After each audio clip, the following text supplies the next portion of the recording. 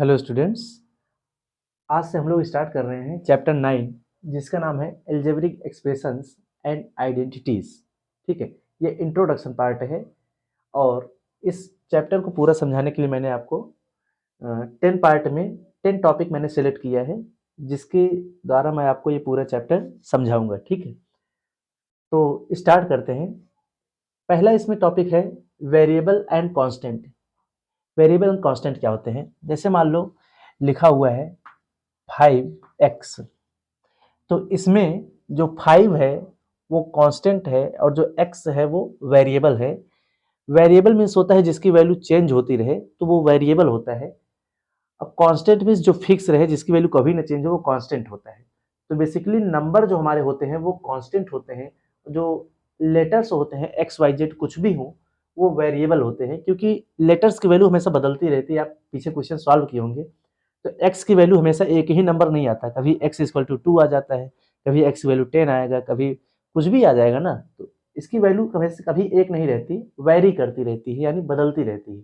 तो इसलिए लेटर्स जो होते हैं उनको हम वेरिएबल कहते हैं अलजेब्रा में, और जो नंबर होते हैं उनको हम कांस्टेंट बोलते हैं।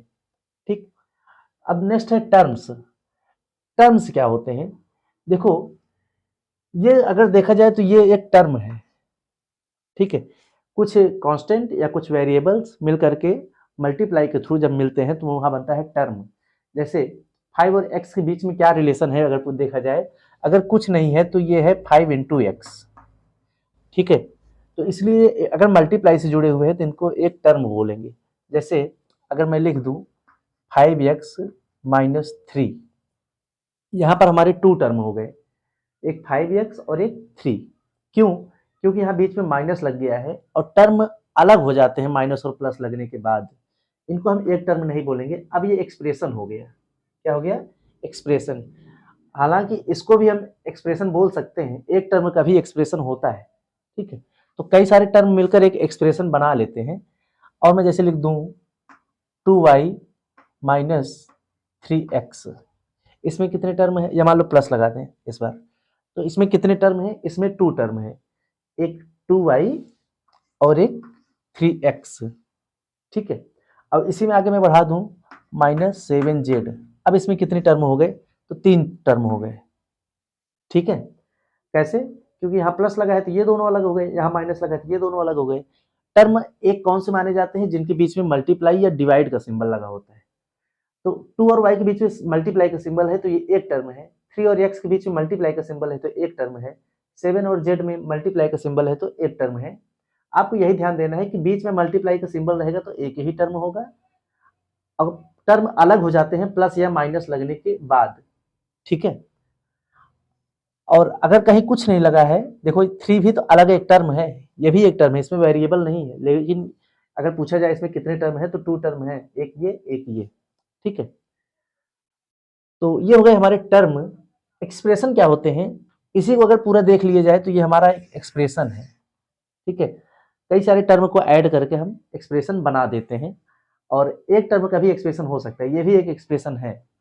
ठीक है, जैसे लिख दें 3x², ये भी क्या है? ये एक टर्म तो है ही, साथ में एक एक्सप्रेशन भी है। इसे हम लिख दे प्लस 4z। अब ये क्या हो गया? ये भी एक एक्सप्रेशन है। यानी कई टर्म को जब मिला देते हैं तो एक्सप्रेशन बन जाता है, और एक टर्म को भी हम एक्सप्रेशन कह सकते हैं।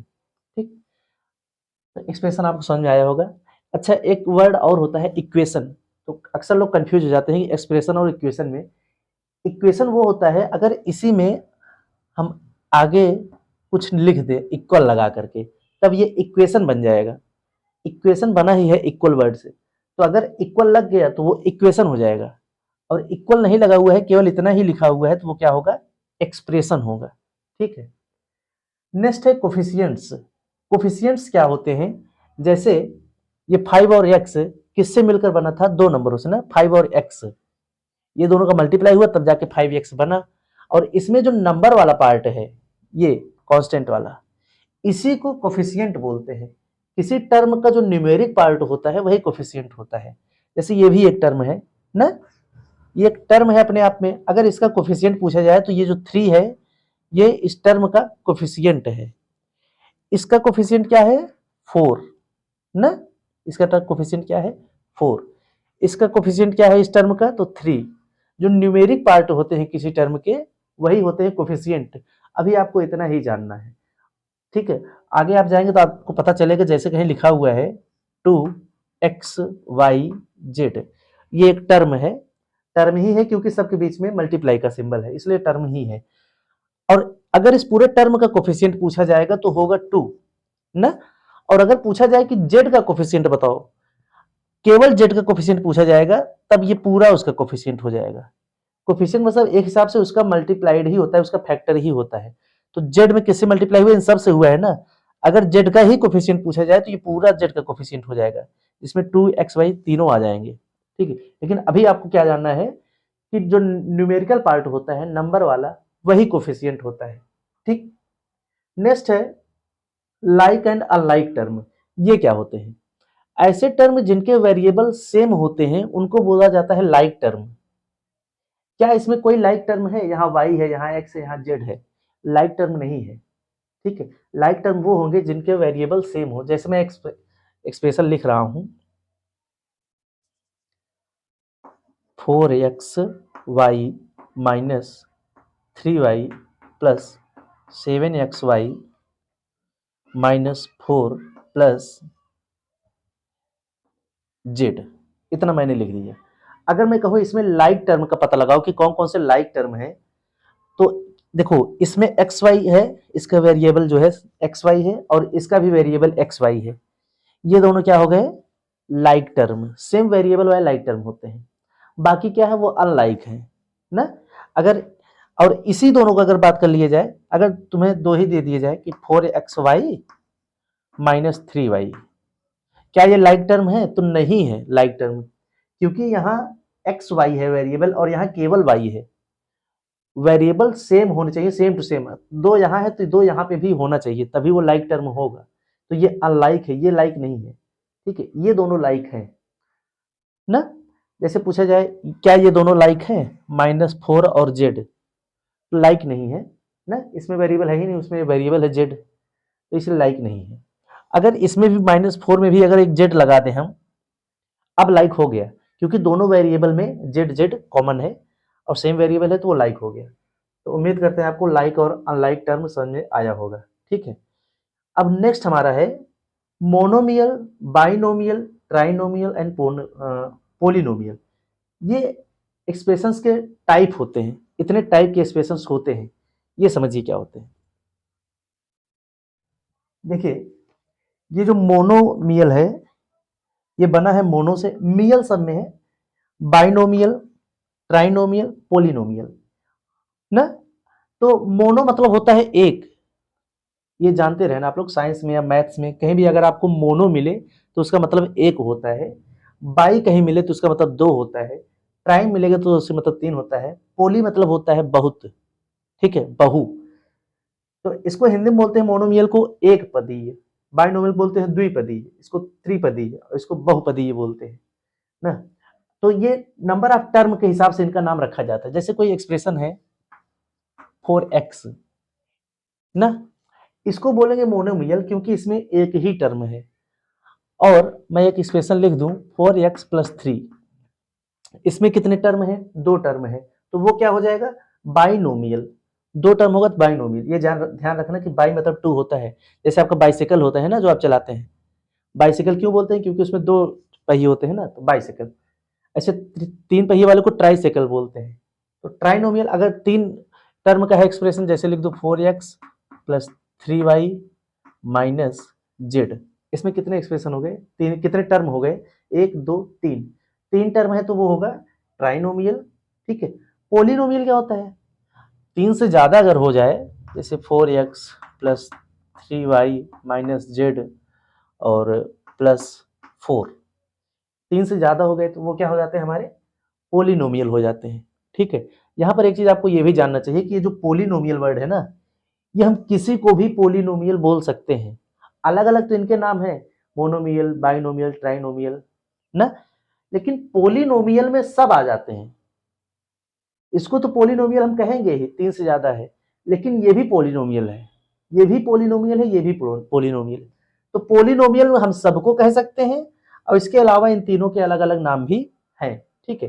अच्छा सर, तो ठीक है, अब हम लोग देखेंगे एडिशन एंड सब्ट्रैक्शन।